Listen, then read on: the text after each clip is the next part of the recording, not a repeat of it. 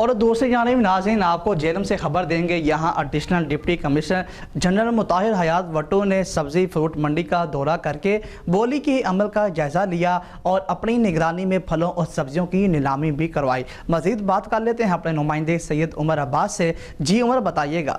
جی بالکل، additional deputy commissioner general مطہر حیات وٹو نے علی صبح سبزی و فروٹ منڈی کا دورہ کر کے بولی کے عمل کا جائزہ لیا اور اپنی نگرانی میں پھلوں اور سبزیوں کی نیلامی کروائی۔ انہوں نے مختلف شیڈ میں جا کر سبزی اور پھلوں کے معیار اور اسٹاک کا بھی جائزہ لیا۔ انہوں نے کہا ہے کہ حکومت پنجاب کی ہدایت پر سبزی اور پھلوں کی قیمتوں کو کنٹرول کرنے کے لیے منڈی میں نیلامی کے عمل کی مسلسل مانیٹرنگ کی جا رہی ہے تاکہ شہریوں کو ازاں نرخوں پر اشیاء خورد و نوش کی فراہمی کو یقینی بنایا جا سکے۔ انہوں نے کہا ہے کہ روزانہ کی بنیاد پر تمام تحصیلوں کے اسسٹنٹ کمشنر سبزی منڈیوں سمیت رمضان بازار کا دورہ کر رہے ہیں تاکہ شہریوں کو ماہ مقدس میں بھرپور ریلیف فراہم کیا جا سکے۔ ایڈیشنل ڈپٹی کمشنر نے کہا ہے کہ گرا فروشوں، اشیاء خرد کی منصوبی قلت پیدا کرنے والوں اور غیر معیاری اشیاء فروخت کرنے والوں کے خلاف ضلعی انتظامیہ سخت ایکشن لے رہی ہے۔ سید عمر عباس۔